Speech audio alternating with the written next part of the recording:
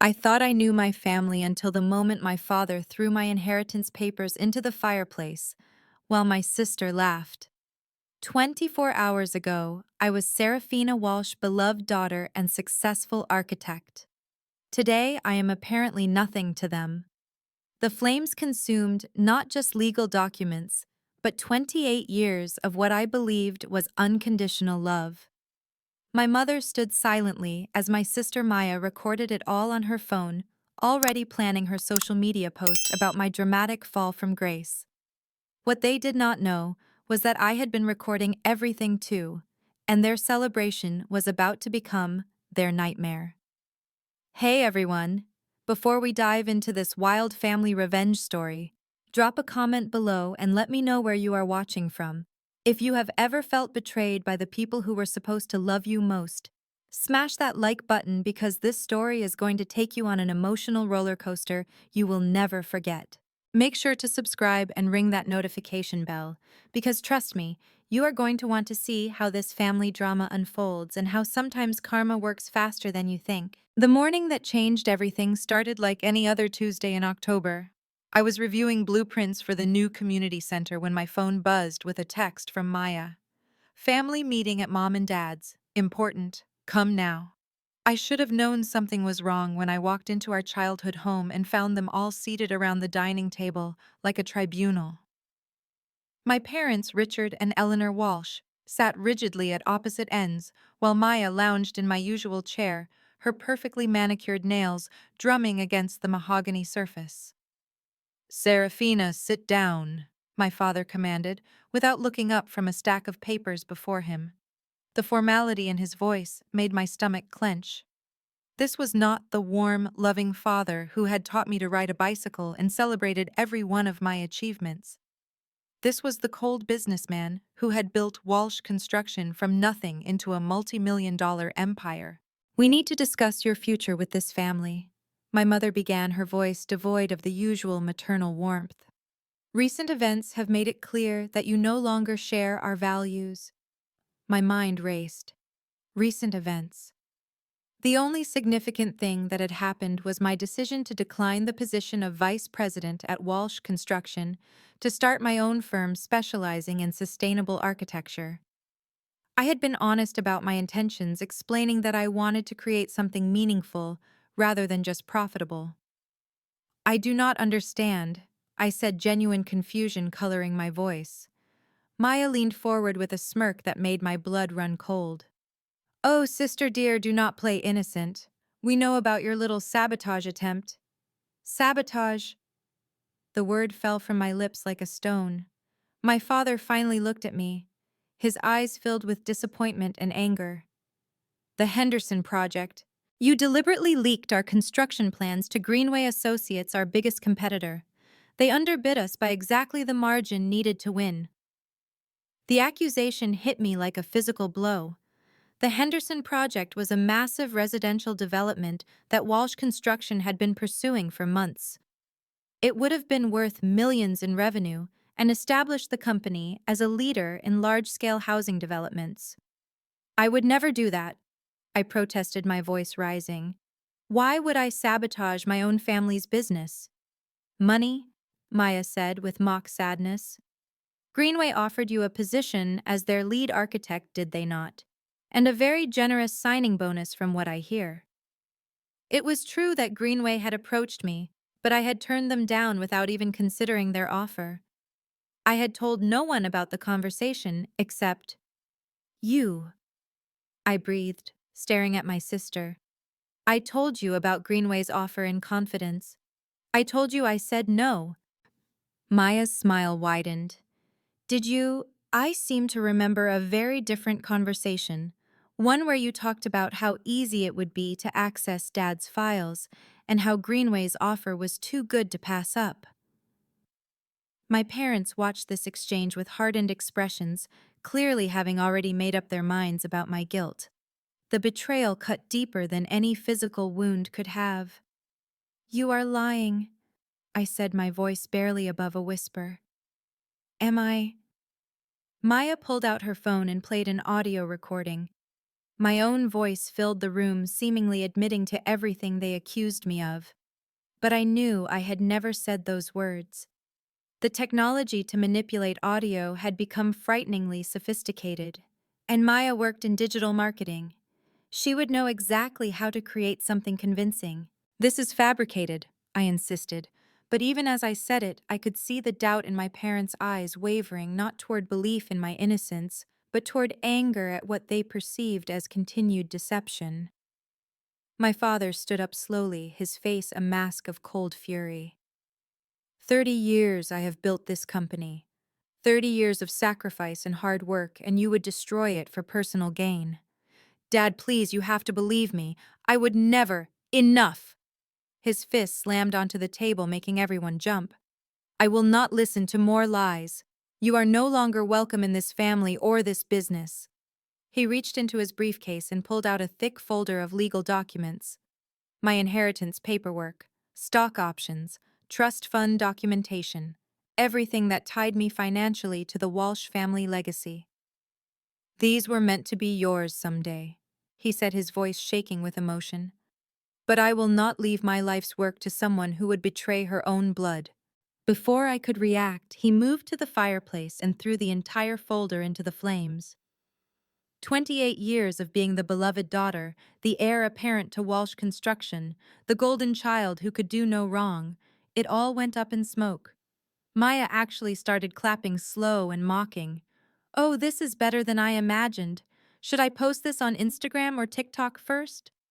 She held up her phone, and I realized she had been recording the entire confrontation. My humiliation was going to be broadcast to the world, turned into content for her social media followers who already resented my success. "You are sick," I told her, my voice shaking with rage and heartbreak. "I am free," she replied. "Free from living in your shadow. Free from hearing about perfect Serafina and her perfect life and her perfect career.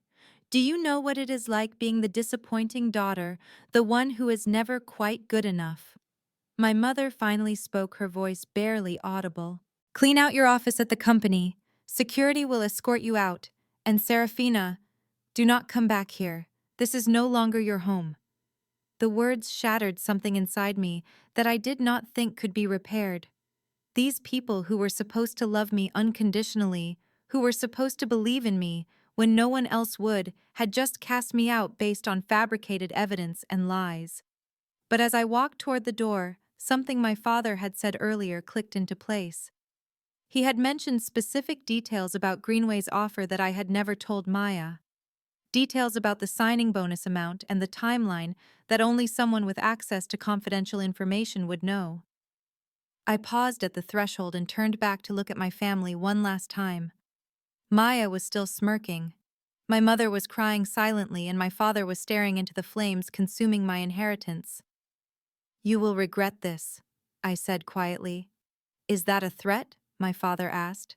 "No," I replied, pulling out my own phone and stopping the recording I had been making. "It is a promise." The 24 hours following my disownment were the longest and most transformative of my life. I spent the first few hours in my apartment alternating between rage and devastation. But by midnight, something had shifted.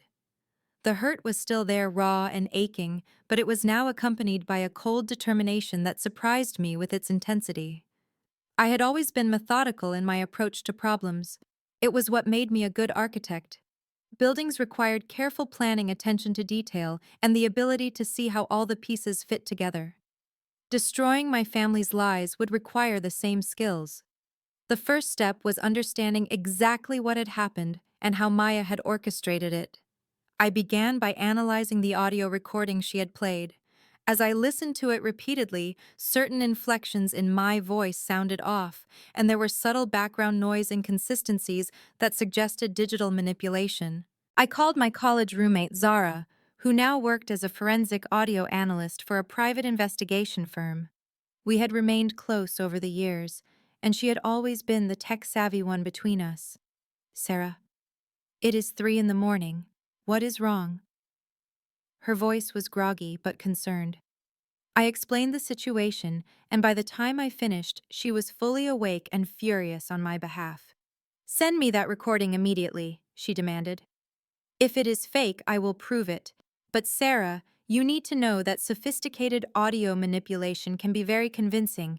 We might need more than just proving the recording is fake. She was right. Even if I could prove Maya had fabricated evidence, my parents might claim they had other reasons for cutting me off. I needed to understand the bigger picture. I spent the rest of the night going through every conversation I had had with Maya over the past 6 months, every family dinner, every seemingly casual question about my work. Patterns began to emerge that I had been too trusting to notice before. Maya had been asking about my projects with unusual interest. She had specifically inquired about Walsh Construction's bidding strategies and upcoming proposals. At the time, I had assumed it was genuine sisterly interest in my career. Now I realized she had been gathering intelligence. But why? What did Maya gain from destroying my relationship with our parents? The answer came at sunrise when I finally thought to check Walsh Construction's recent corporate filings, which were public record. There, buried in the legal documentation, was a revision to the company's succession planning. If I was no longer in the picture, Maya would inherit 51% of the company upon our father's retirement or death. My sister had not just betrayed me for petty jealousy. She had orchestrated an elaborate scheme to steal my inheritance and position herself as the sole heir to our family's empire. Armed with this knowledge, I began digging deeper. If Maya was capable of this level of deception, there had to be more. I started with her social media accounts, looking for any clues about her recent activities or associates. What I found was a pattern of expensive purchases that far exceeded what her salary at a mid-tier marketing firm could support. Designer clothes, luxury vacations, a new BMW, all acquired within the past 6 months. Someone was funding her lifestyle, and I suspected I knew who. Greenway Associates, the company that had mysteriously underbid Walsh Construction on the Henderson project with information that could only have come from inside our family business. I spent the morning researching Greenway's key personnel and recent business activities. The company had been making aggressive moves in the local construction market, consistently underbidding established firms with suspicious accuracy. They were not just competing, they were conducting corporate espionage. By noon, I had enough circumstantial evidence to form a theory Maya had been selling Walsh Construction's confidential information to Greenway Associates in exchange for money and possibly a future position. When she realized that my presence in the family business posed a long-term threat to her plans, she had decided to eliminate me entirely. The fabricated audio recording was not just about framing me for one incident. It was about permanently damaging my credibility and removing me from the line of succession so she could continue her betrayal without interference. My phone rang, interrupting my research. It was Zara. "Sarah, I have good news and bad news about that recording," she said without preamble. "Give me the bad news first. The manipulation is extremely sophisticated. Whoever created this used professional-grade software and had access to hours of your natural speech patterns. This was not an amateur job. And the good news? I can prove it is fake. There are digital artifacts that are invisible to casual listening but show up clearly under forensic analysis. The problem is that this level of evidence manipulation suggests your sister had professional help. Professional help. That confirmed my suspicion about Greenway Associates. They had the resources and motivation to assist Maya in her scheme. Zara, I need more than just proof that the recording is fake. I need to build a case that shows the entire scope of what they have done. Then you need more than an audio analyst. You need a private investigator. She gave me the contact information for Marcus Rodriguez, a former FBI agent who specialized in corporate fraud cases. Within an hour, I was sitting in his office laying out everything I had discovered.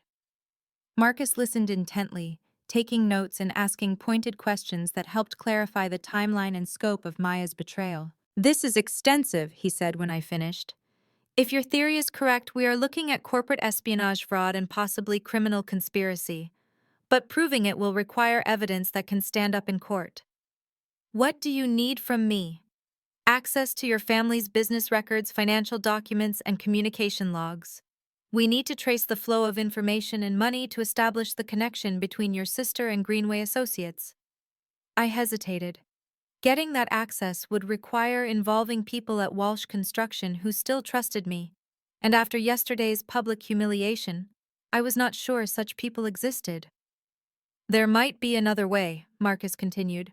Corporate espionage cases often involve multiple victims. If Greenway has been systematically targeting local construction firms, there could be other companies that have suffered similar losses. We build a broader case that shows a pattern of criminal activity. That afternoon, Marcus and I began reaching out to other construction companies in the area. What we discovered was both validating and horrifying. Over the past year, at least 6 major firms had lost significant contracts to Greenway Associates under suspicious circumstances. In each case, Greenway's bids were precisely calculated to undercut the competition by narrow margins that suggested inside information. One company owner, Janet Morrison of Morrison and Associates, was particularly helpful. Her firm had lost 3 major contracts to Greenway, and she had begun to suspect corporate espionage but lacked the resources to investigate. "I have been in this business for 20 years, Janet told us. You develop an instinct for normal competition versus something more sinister. Greenway's success rate is not just luck or superior strategy. They know things they should not know." By evening, we had identified at least 8 companies that appeared to be victims of Greenway's systematic information theft. The scope of the criminal enterprise was far larger than just my family's business, but I still needed proof of Maya's direct involvement and evidence that would convince my parents they had been manipulated. The breakthrough came from an unexpected source. Marcus had been monitoring Greenway's employee communications through a contact in the telecommunications industry. Late that night, he called me with urgent news. "I intercepted a phone call between Maya and someone at Greenway," he said. "They are planning to move forward with the next phase of their operation.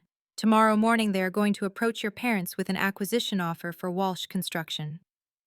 The pieces fell into place with devastating clarity. Maya had not just wanted to frame me and steal my inheritance. She had been orchestrating the complete destruction of our family business, positioning herself to sell it to the very company she had been feeding information to. "We need to stop this," I said. "We will," Marcus replied. "But first we are going to let them make their move. Sometimes the best way to catch criminals is to let them reveal the full scope of their crimes." As I hung up the phone, I realized that my family's betrayal had been even more complete than I had imagined. But it had also given me something I had never had before: absolute clarity about who they really were and what I needed to do about it. Tomorrow, the real confrontation would begin. The next morning, I positioned myself across the street from my childhood home, with a clear view of the driveway and front entrance. Marcus sat beside me in his unmarked sedan, monitoring communications equipment that would record any conversations taking place inside the house. At exactly 9 o'clock, a sleek black Mercedes pulled into the driveway. 2 men in expensive suits emerged, followed by Maya, who had apparently volunteered to facilitate this meeting between Greenway Associates and our parents. "This is it," Marcus murmured, adjusting his equipment. "Your sister is walking them right into the house where she grew up, about to help them destroy everything your father built." The betrayal still stung, but now it was accompanied by a cold anger that helped me focus. Maya was not just hurting me. She was destroying our parents' life work and everyone who depended on Walsh Construction for their livelihoods. My phone buzzed with a text from Zara. "Got the final forensic report on that audio. It is definitely fabricated, and I found the source material they used. Your sister recorded you during family dinners over several months, then used AI software to create new sentences. Very sophisticated, but we can prove it." Another piece of the puzzle locked into place. Maya had been planning this for months, carefully gathering the raw materials she would need to frame me when the time came. Marcus's equipment crackled to life as the bugs he had planted in my parents' house the previous evening activated. The voices were clear enough to understand every word. Mr. and Mrs. Walsh, thank you for agreeing to meet with us on such short notice, said a voice I did not recognize. I am David Chen, Senior Vice President of Acquisitions for Greenway Associates. I flinched at hearing that surname, remembering the specific instructions to avoid it. The irony was not lost on me that the man orchestrating my family's downfall shared a name I had been warned against. Maya has spoken very highly of your company, my father replied, his voice cordial, but cautious. Though I admit I am surprised by your interest in Walsh Construction. We are not looking to sell. Of course not, Chen replied smoothly. But market conditions are changing rapidly. The construction industry is becoming increasingly competitive, and smaller firms are finding it difficult to compete with companies that have access to advanced technologies and larger capital reserves. Maya's voice joined the conversation. Dad, you have to admit that the Henderson project loss was a wake-up call. Maybe it is time to consider all options. I gritted my teeth as I listened to my sister manipulate our father using the very situation she had orchestrated as evidence that he needed to sell. We understand this is an emotional decision, Chen continued. Walsh Construction represents your life's work, but we are prepared to make an offer that would ensure financial security for your family while preserving the company's legacy under our umbrella. What kind of offer? My mother asked, speaking for the first time. $45 million for complete acquisition with an additional $10 million in performance bonuses based on the company's integration success. And of course, we would be pleased to offer Maya a senior position in our expanded operations. The sum was substantial, but represented only about 60% of what Walsh Construction was actually worth.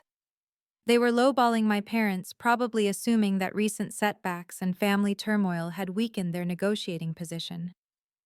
That is generous, my father said slowly. It is a starting point, Chen replied. But I should mention that our offer is time-sensitive. We have identified several acquisition targets in this market, and we are prepared to move quickly with partners who share our vision. Classic high-pressure sales tactics. Create artificial urgency to prevent careful consideration of the deal. My phone vibrated with a call from Janet Morrison, the construction company owner we had spoken with the previous day. Serafina, I have been thinking about our conversation, she said when I answered. I want to help you expose these people, but I need to know that you have a real plan. If we go up against Greenway and fail, they could destroy what is left of my business. We have evidence, I assured her. But you are right that we need to be strategic about how we proceed. Then let me propose something. There are 8 companies that Greenway has targeted. What if we all work together, pool our resources and information to build an airtight case? The idea was brilliant. Instead of fighting alone, we could create a coalition of victims that would be much harder to ignore or intimidate. Set up a meeting, I said. Tonight if possible. We need to move fast. As I hung up, Marcus held up his hand for silence. The conversation inside the house was taking a critical turn. I appreciate your offer, my father was saying, but this is a major decision. I would need time to review the proposal with my attorneys and accountants. Of course, Chen replied. Though I should mention that we have done extensive due diligence on Walsh Construction. We are aware of the recent internal challenges you have faced. What do you mean? My mother asked sharply. Maya jumped in quickly. I think Mr. Chen is referring to the situation with Serafina, the corporate espionage incident. Yes, Chen said smoothly. Industrial espionage can severely damage a company's reputation and market position. Our acquisition would help insulate Walsh Construction from any ongoing fallout from that unfortunate incident. They were using my fabricated disgrace as leverage to pressure my parents into selling. The cynicism was breathtaking.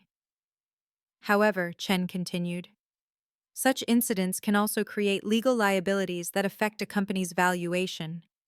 If there are ongoing investigations or potential lawsuits related to the information breach, we might need to adjust our offer accordingly. I realized what they were doing. First, they created the crisis by orchestrating the Henderson project loss. Then they used that crisis to justify a below-market acquisition offer. And now they were threatening to lower that offer even further, unless my parents agreed quickly. It was a masterful manipulation, and it was working. I could hear the uncertainty creeping into my father's voice as he began to seriously consider their proposal. "I think we should discuss this privately," my mother said. "Of course. Maya, perhaps you could show our guests to the library while we talk." As footsteps moved through the house, Marcus and I exchanged glances. We were running out of time. If my parents agreed to this deal, Greenway would have achieved everything they wanted, and Maya would have successfully destroyed our family while profiting from the wreckage. My phone rang again. This time it was a number I did not recognize. "Serafina Walsh, this is Detective Sarah Kim with the Economic Crimes Unit. I understand you have information about corporate espionage involving Greenway Associates." Marcus had called in his contacts at the police department. The investigation was about to become official. "Detective, we have evidence of systematic corporate espionage fraud and conspiracy involving multiple companies and millions of dollars in stolen contracts," I said. "I am going to need you to come in immediately. Bring all your evidence and any witnesses you have identified. Based on what I am hearing, this could be one of the largest corporate fraud cases in the state's history." As I hung up, I realized that what had started as a personal betrayal had evolved into something much larger. Maya's scheme had unintentionally exposed a criminal enterprise that had been operating for months, possibly years. But even as law enforcement prepared to get involved, I knew that my family was still in immediate danger of making a decision that would destroy everything my father had built. The meeting with the coalition of victimized companies was set for that evening. The police investigation would begin the next morning. But first, I needed to find a way to stop the acquisition meeting that was happening right now just a few hundred yards away from where I sat. Marcus looked at me with a grim smile. "You know what we have to do, right?" I nodded. It was time to crash my own family's business meeting and reveal the truth whether they wanted to hear it or not. The final confrontation was about to begin, and this time I would not be walking away in defeat. The coalition meeting that evening took place at Janet Morrison's office, a modest but professional space that reflected her company's practical approach to business. 8 construction company owners sat around her conference table, each representing millions of dollars in losses to Greenway Associates' systematic fraud. I had spent the afternoon preparing evidence packets for each attendee, complete with financial analysis, timeline documentation, and preliminary forensic reports. Marcus sat beside me, his FBI credentials lending gravity to our presentation. "Ladies and gentlemen," I began, "what we are dealing with is not random corporate competition. It is organized crime disguised as business strategy." Janet nodded grimly. "Show them the Henderson Project analysis." I pulled up the presentation on the wall screen displaying side-by-side comparisons of Walsh Construction's confidential bid documents and Greenway's winning proposal. The similarities were undeniable, not just in pricing strategy but in specific technical approaches that should have been trade secrets.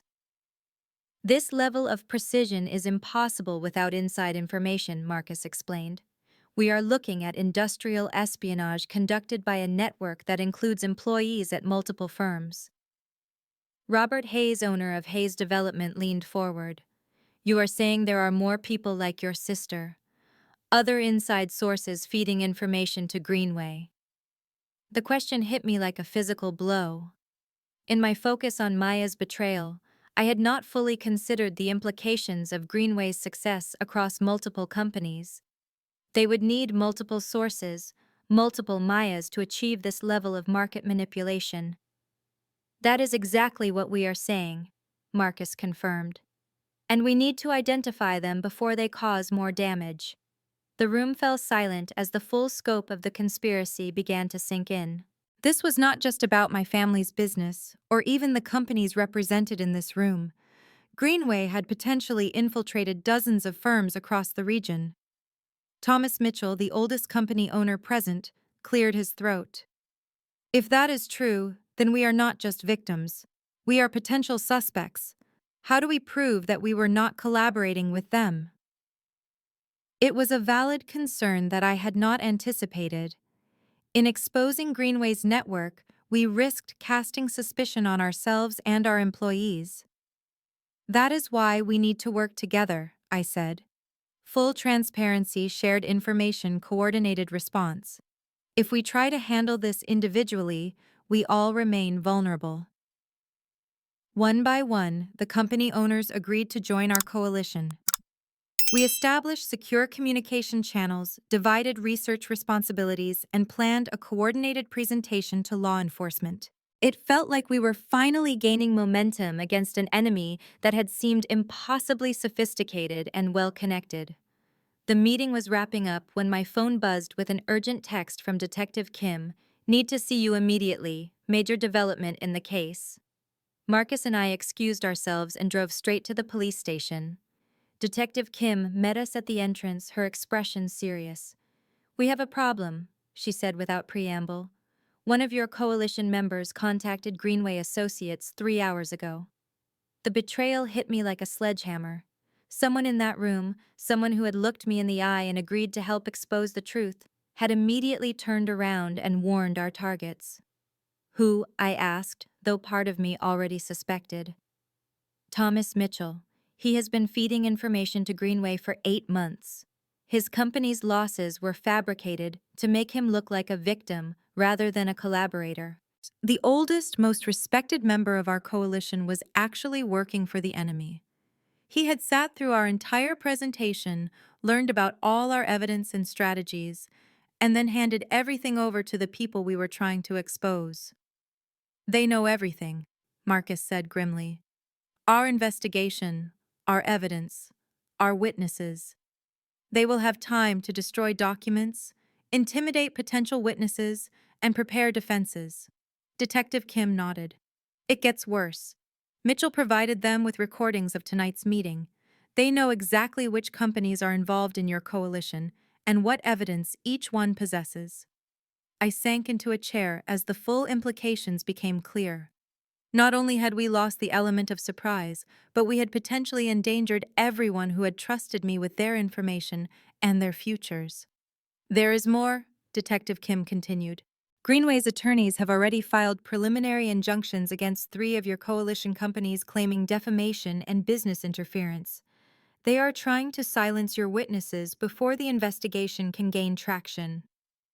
My phone started ringing. Janet Morrison's number. When I answered, her voice was shaking with anger and fear. "Sarah, they served me with papers an hour ago.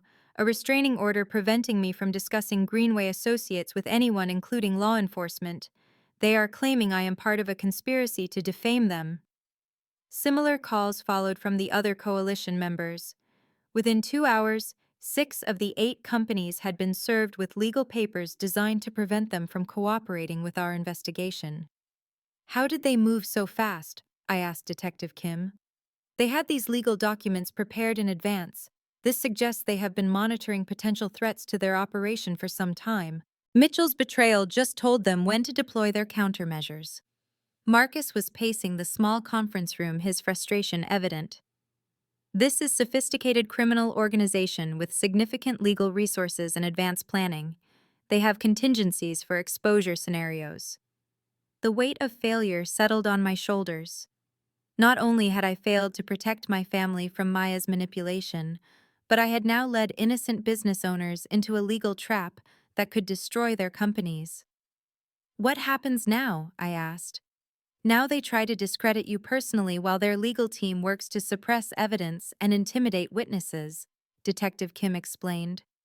"Classic corporate defense strategy.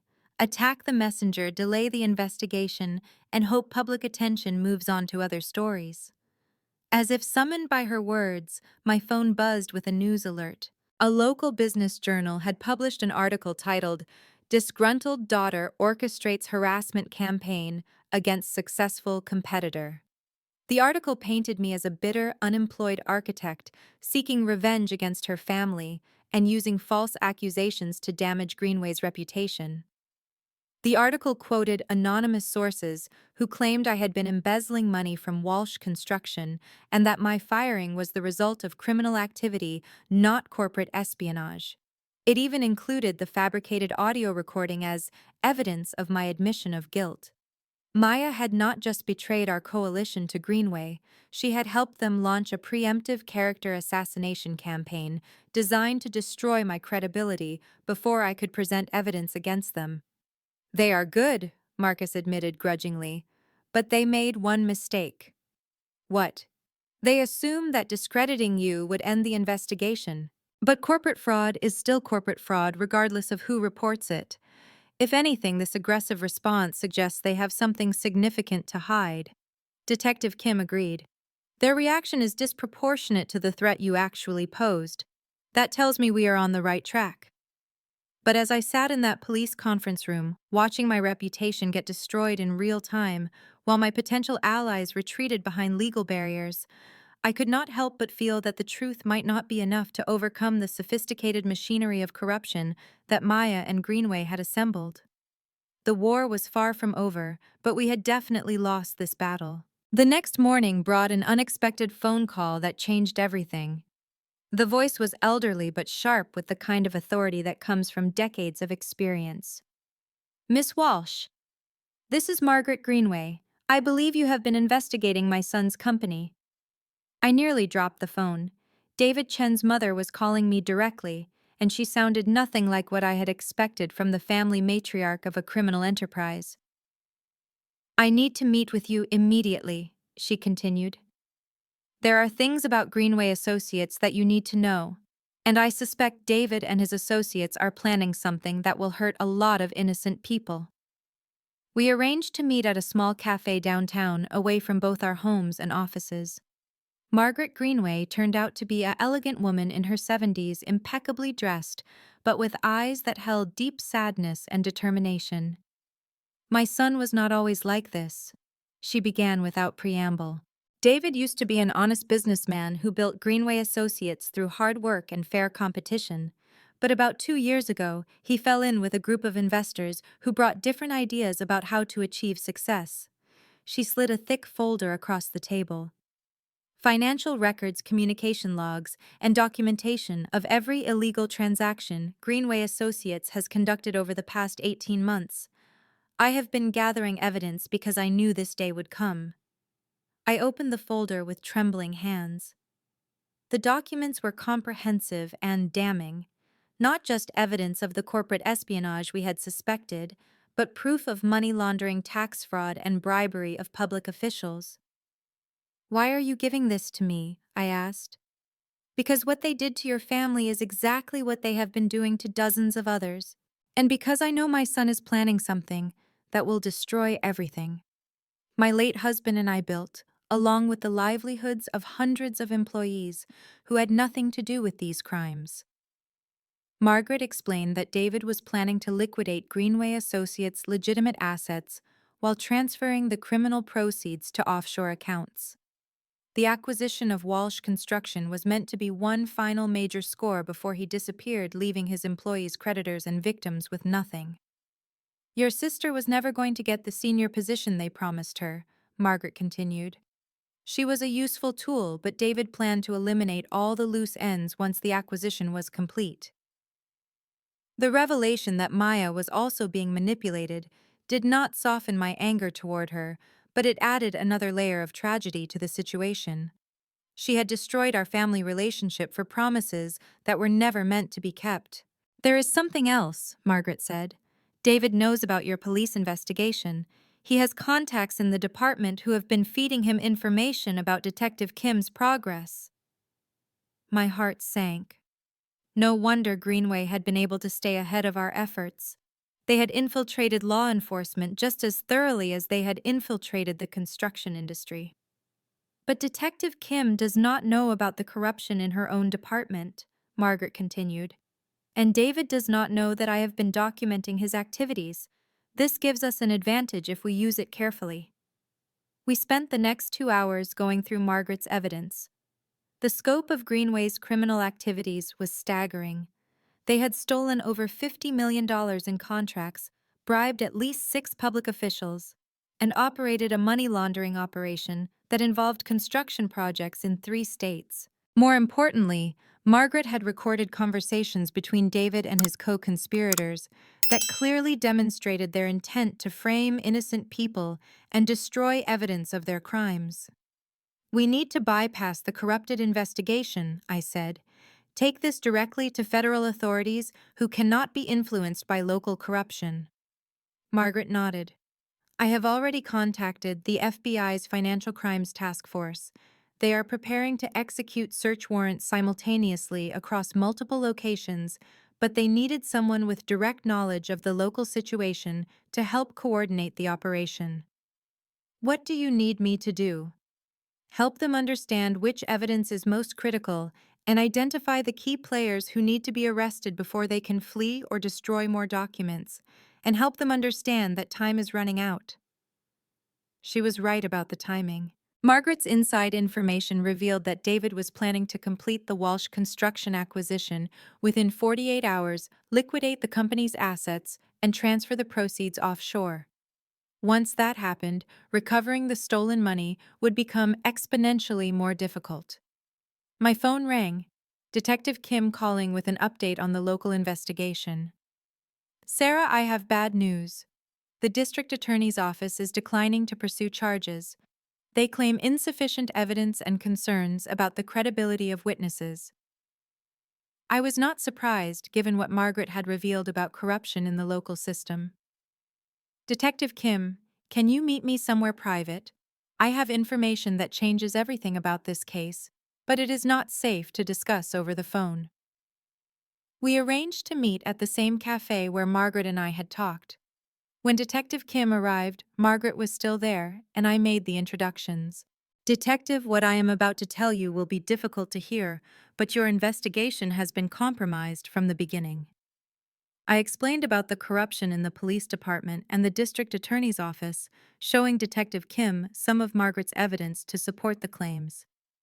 Detective Kim's face went through several emotions: disbelief, anger, and finally grim determination. "If this is true, then everyone I trusted with information about this case has been feeding it directly to the criminals we are trying to catch." "But now we know," Margaret said, "and we can use their overconfidence against them." We spent the rest of the afternoon coordinating with the FBI task force. Agent Patricia Reeves, the lead federal investigator, was everything Detective Kim was not. Experienced with large-scale financial crimes, immune to local political pressure, and equipped with resources that could match Greenway's sophisticated operation. "This is one of the most comprehensive corporate fraud schemes we have seen in this region," Agent Reeves told us.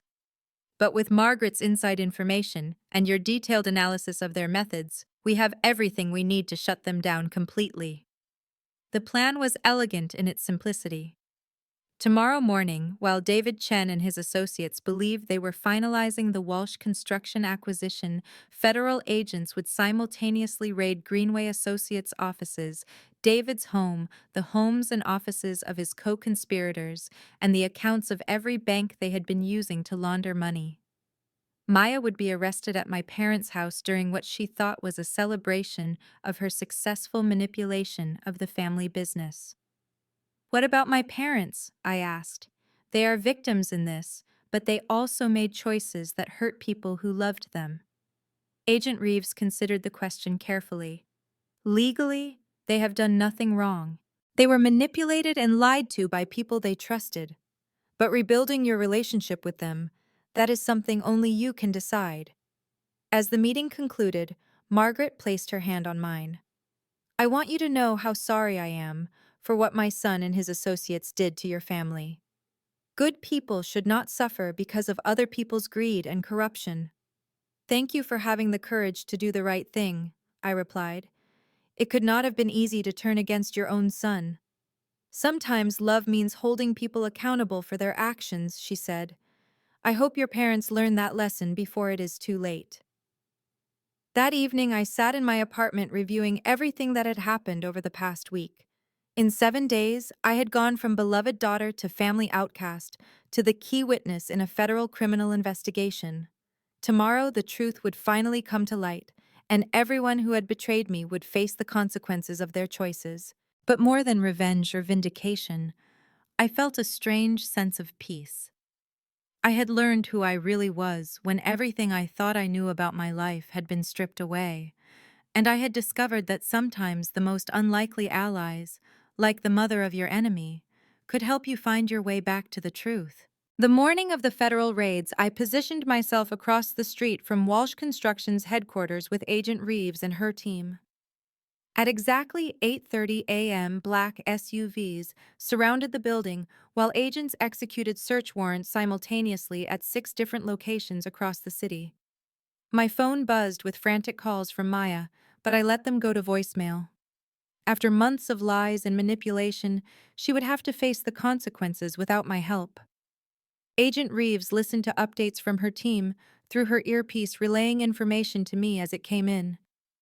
Greenway Associates' office secured, multiple suspects in custody, including David Chen, extensive financial documents seized. The speed and coordination of the operation was impressive. Within 2 hours, the entire criminal network had been dismantled, and the evidence Margaret had provided was being corroborated by documents seized from Greenway's offices. My parents arrived at Walsh Construction around 10 a.m., confused by the law enforcement presence and completely unaware that their world was about to change forever. I watched from across the street as Agent Reeves approached them, badge visible with Maya in handcuffs beside her. Even from a distance, I could see the moment my parents realized what was happening. My father's face went white, while my mother actually staggered backward, as if physically struck. Agent Reeves was professional, but thorough, as she explained the situation. Maya had been arrested for corporate espionage, fraud, and conspiracy. The acquisition meeting they had been planning was actually an attempt to liquidate stolen assets before fleeing the country. And I, the daughter they had disowned for betraying the family business, had been the victim of an elaborate frame-up designed to remove me as an obstacle to their real plan. My phone finally rang with a call I was willing to answer. My father's number. Serafina. His voice was broken barely above a whisper. Dad. The FBI agent. She explained what really happened.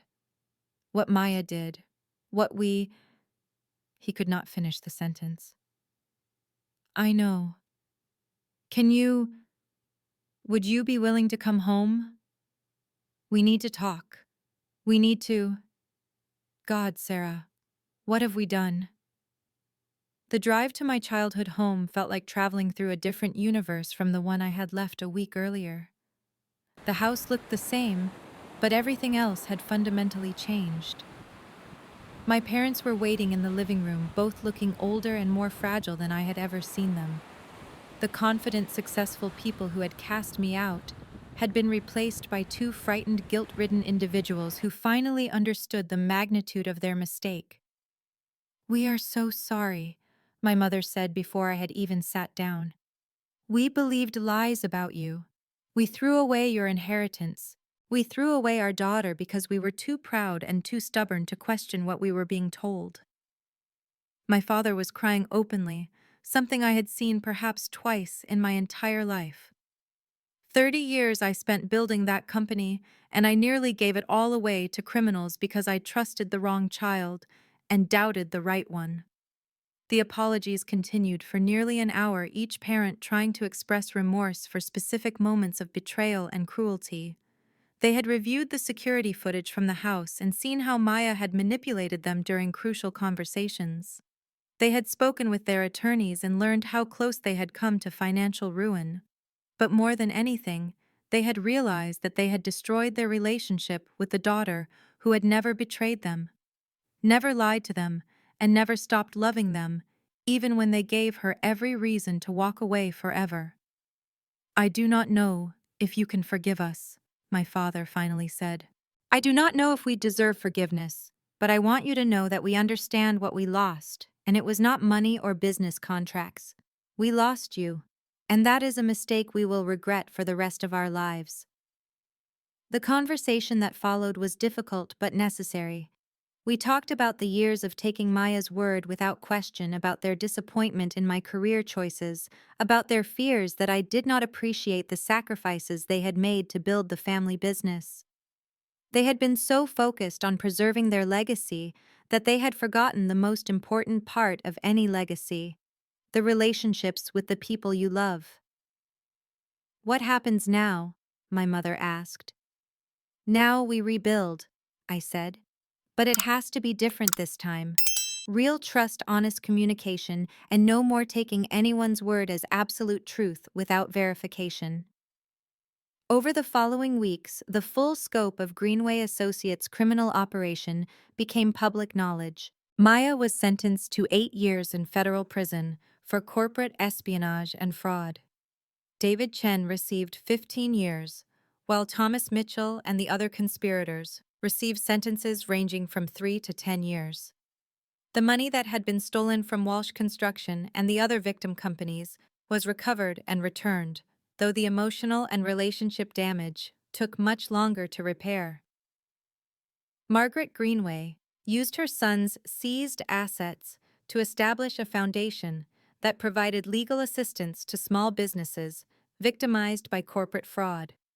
She asked me to serve on the board of directors, which gave me a chance to help other families avoid the pain mine had experienced.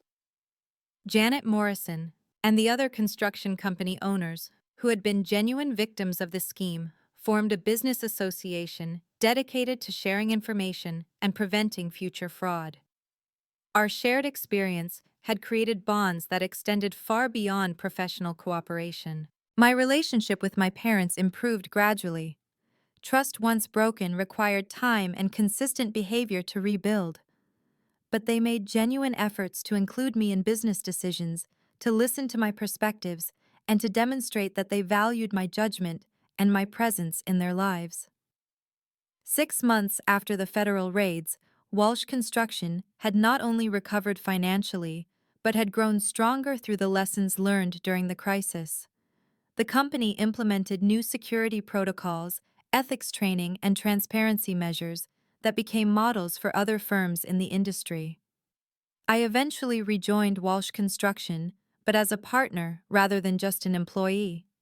My parents restructured the company to give me equal decision-making authority and a guaranteed ownership stake that could not be revoked based on family disputes. Maya never contacted me after her arrest. Perhaps she was too ashamed, or perhaps she still blamed me for the consequences of her own choices. Either way, I had made peace with the fact that some relationships cannot be repaired, and some people choose paths that lead them away from the people who love them. The experience taught me that family loyalty should never be blind, that trust must be earned and maintained through consistent actions, and that sometimes the people who claim to love you most are capable of hurting you worst. But it also taught me that truth has a power that lies cannot ultimately overcome, that courage can emerge from the most painful betrayals, and that real family is defined by support and loyalty rather than shared genetics. As I finish telling you this story, I want to ask you something that comes directly from my experience with family betrayal and the long road to justice. Have you ever been in a situation where standing up for the truth meant risking relationships with people you loved? Have you ever discovered that someone you trusted completely was working against your best interests behind your back? Sometimes the hardest lesson in life is learning that family loyalty has limits, and that real love sometimes means holding people accountable for their actions, rather than enabling their harmful behavior. My story shows that karma does not always work on our timeline, but justice has a way of catching up with people who think they can manipulate and betray others without consequences. If this story resonated with you, please hit that like button and let me know in the comments what you would have done in my situation. Would you have been able to forgive your parents after they chose to believe lies about you? Would you have worked to expose your sister's crimes, or would you have walked away from the entire family situation? Subscribe to hear more stories about family drama, corporate revenge, and the satisfying moments when manipulators finally face the consequences of their actions. Share this video with anyone who needs to hear that sometimes the truth takes time to emerge, but it always finds a way to come to light. Thank you for listening to my story about how 24 hours changed my entire understanding of family loyalty and justice. Remember that your real family consists of the people who support you, believe in you, and stand by you when times get difficult, whether they share your genetics or not.